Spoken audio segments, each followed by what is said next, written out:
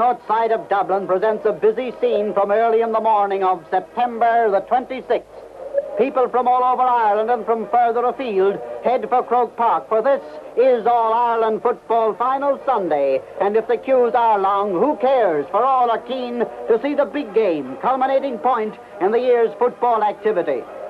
Soon, over 75,000 people are thronging the spacious arena and gazing on the field of action where first the minor final between Kerry and Dublin entertains handsomely.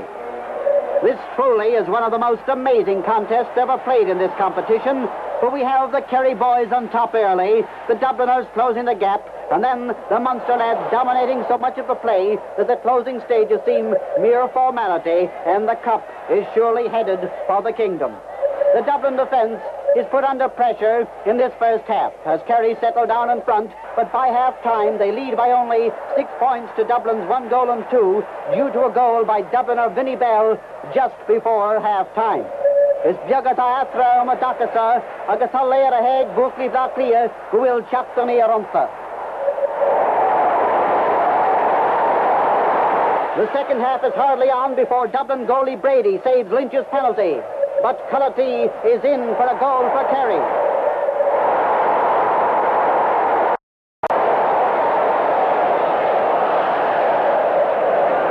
Heartened by this, Kerry press again, but Bohan foils the effort.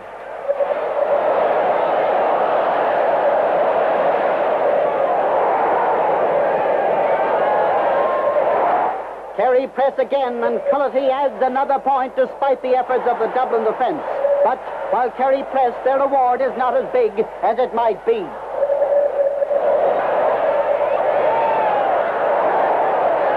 Lynch sends the ball in near the goal.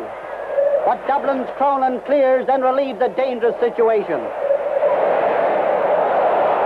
Then came those last hectic thrills. 5 minutes from the end and Kerry lead by 5 points.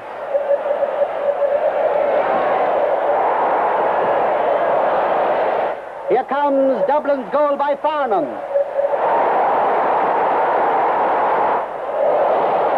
Second, Bell takes a free and Kavanagh has the ball in the net for a 1-point lead and for an amazing victory which gives the Metropolitans the minor double of hurling and football with the score 3 goals and 3 points to 1 goal and 8.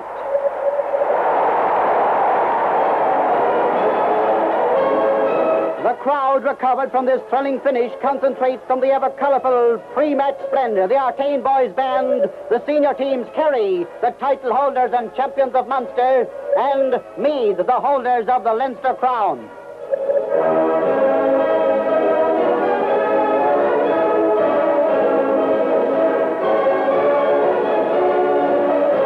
Most Reverend Dr. Kine, Bishop of Meath, is escorted onto the field by Mr. Vincent Donoghue, the President of the Gaelic Athletic Association. The introductions to the captains, Meath's Peter McDermott and Kerry's John Dowling. And so, to that inspiring scene of the playing of the national anthem.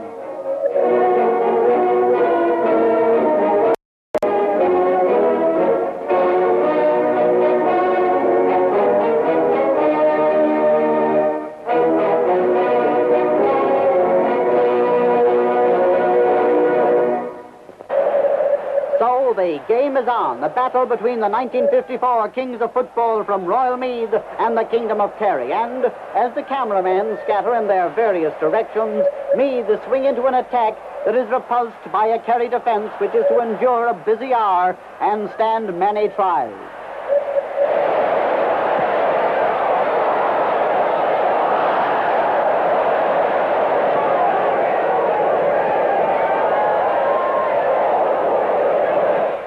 Here's an excited four-legged spectator so keyed up he wants to get into the game in which Kerry go down to register their first point and continue to press to such an extent that Meath's goalkeeper Patsy McGearty is challenged but ably assisted by Micheál O'Brien.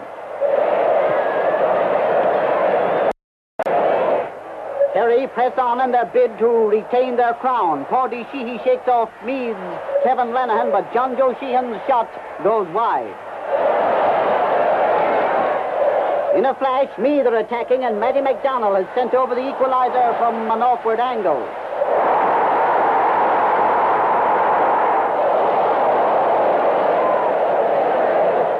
Keneally's clearance is fielded by Sean Murphy, but back come Meath.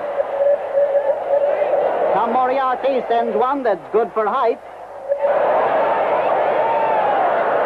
There's close play now, but you can't pick that ball off the ground. And Paddy Meagan sends over a point to put Meath ahead.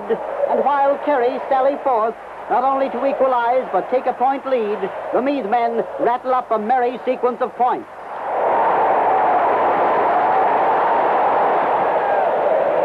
This looks a likely Kerry attack. Sheehan to Jim Brosnan.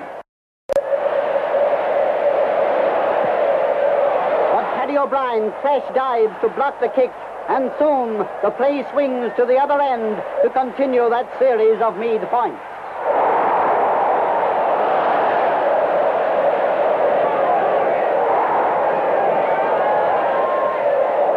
Time is fast approaching. Sheehan beats Meathman McGearty with a low-shotted goal, and at half-time, Kerry lead 1 goal and 5 points to 7 points.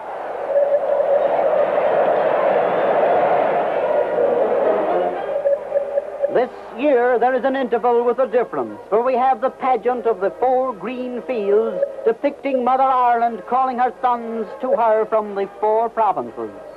Accord is the Corguela. I speak for one Ireland, Ireland one. North, south, east, west, Leinster, Munster, Connacht, Ulster, the hills and valleys of her moorlands, her highlands, her rich lowlands. Ireland, Ireland one, Era gan rein.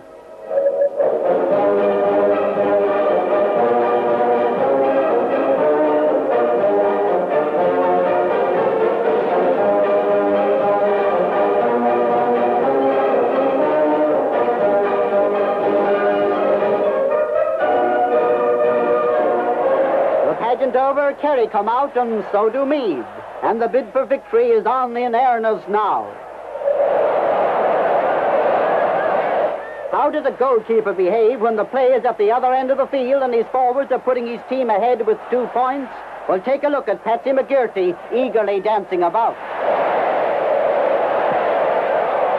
Kerry's Jim Brosnan tries to open up a movement, but it's foiled before Meath's Matty MacDonald solos his way through to a brilliant point.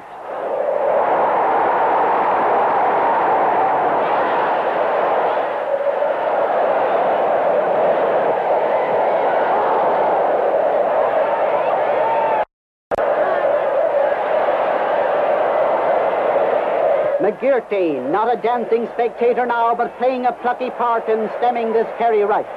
Meath's attack is in command, and the defence stands firm. Kerry's Tom Moriarty makes his way through, but Meath's Paddy O'Brien, playing the game of his life, feels well.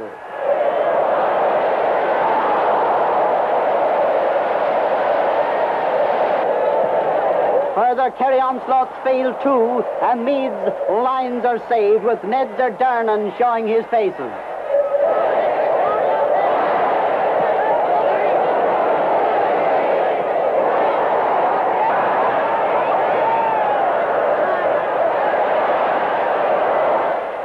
The final pattern is almost set.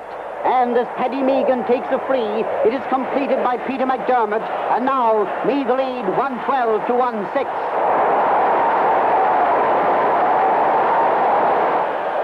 Jim Brosnan reports Kerry, but the final score is left to the elusive Meathman Brian Smith, who puts the final tally 1 goal and 13 points to 1 goal and 7 points. And as the final whistle sounds, Meath are the new champions, to the unbounded delight of their many followers. The game goes down as a triumph for Meath, led by their captain, the man with the cap, Peter McDermott, who receives the magnificent Sam Maguire Cup from the GA president on the Hogan stand. And so the curtain falls on the 1954 Major Championship campaign.